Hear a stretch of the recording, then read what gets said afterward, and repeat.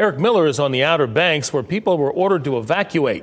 Let's start with Eric. Eric, how are things looking on Pea Island? That Highway 12 overwash has already started. Well, Gerald, it is very, very close. In fact, it's about as close as you can get without water actually being on the road. Take a look at this right here. You see that angry surf out there just on the other side of the wall.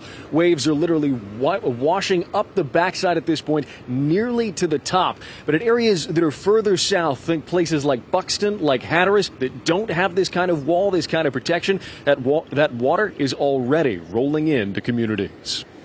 For Dave Cowles, it's been an impressive show. Hurricane Erin's opening act. Tried to see if I could get to the tip of the island. The Kill Devil Hills resident drove as far down Highway 12 as he could to check on conditions Wednesday, eventually getting stopped by flooding in Hatteras. It was about a foot deep. Dare County officials are warning that could just be the beginning. Up to 4 feet of storm surge are possible. First responders like Jack Scarborough are doing what they can to prepare.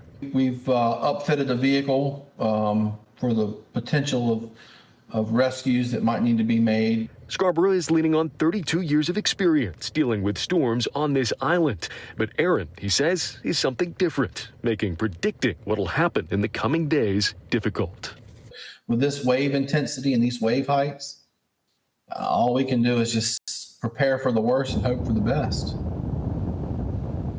Hope for the best. Now, Scarborough says the thing that for him makes it really hard to kind of predict what's going to happen here, despite all of his experience, is sort of the glancing path that this storm is going to be taking, shoving a lot of water this way, but not really coming onto land. Still, he says he and his team are prepared to respond to emergencies for as long as they can until this storm just no longer makes it possible.